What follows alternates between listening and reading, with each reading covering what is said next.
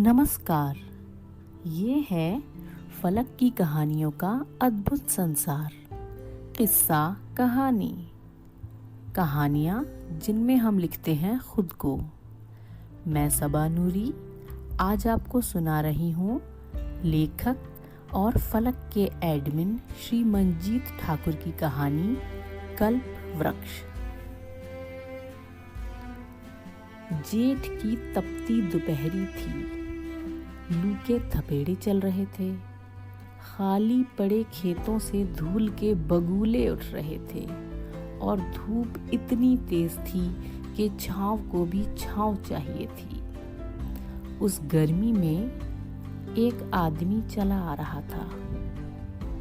दूर दूर तक सिर्फ खेत थे और उस पूरे बहियार यानी लगातार खेतों का इलाका, तो उस पूरे बहियार में सिर्फ एक आम का पेड़ दिख रहा था।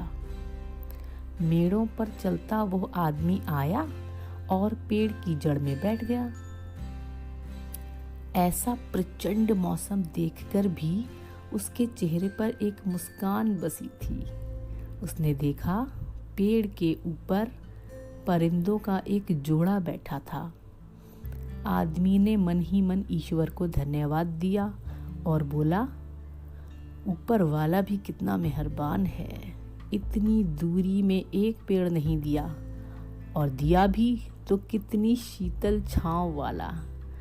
बस एक तालाब अगल बगल होता तो नहा धोकर थोड़ा पानी पी लेता और थोड़ा बहुत भोजन मिल जाता तो बस जीवन सफल लगता।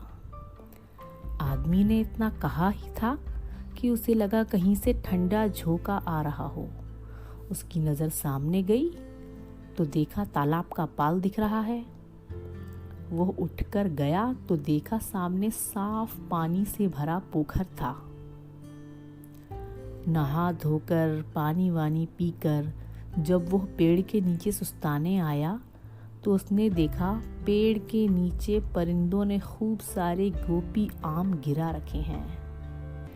प्रसन्न होकर उस आदमी ने भर पेट आम खाए और दोपहर की मीठी नींद ली और फिर सूरज ढलने पर जगा और गंतव्य को चल पड़ा।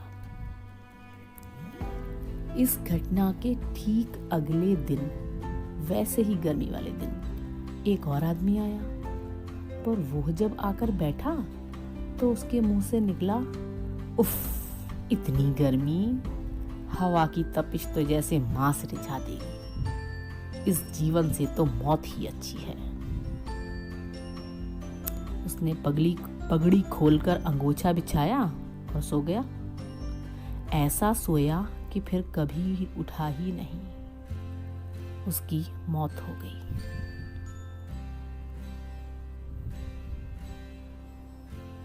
पेड़ पर बैठी चिड़िया ने चिड़े से कहा, प्यारे, यह क्यों मर गया? चिड़े ने कहा, क्योंकि यह आम का पेड़ नहीं है, कल्प वृक्ष है। जो मांगो सो मिलता है। चिड़िया ने पूछा, तो शक्तियां तो दोनों के लिए थी ना, एक मर क्यों गया? चिड़े ने कहा, यह शक्ति इस कल्प वृक्ष की नहीं है प्यारी, यह तो मन की शक्ति है। जिसने जिस नजरिए से जो देखा उसको वही मिला। एक ने जीवन देखा, जीवन मांगा। एक ने मौत देखी और मौत मांगी। बस ये कहानी इतनी ही। अभी आप सुन रहे थे सबा नूरी की आवाज में लेखक श्री मंजीत ठाकुर की कहानी। फिर मिलते हैं एक नई कहानी के साथ। धन्यवाद।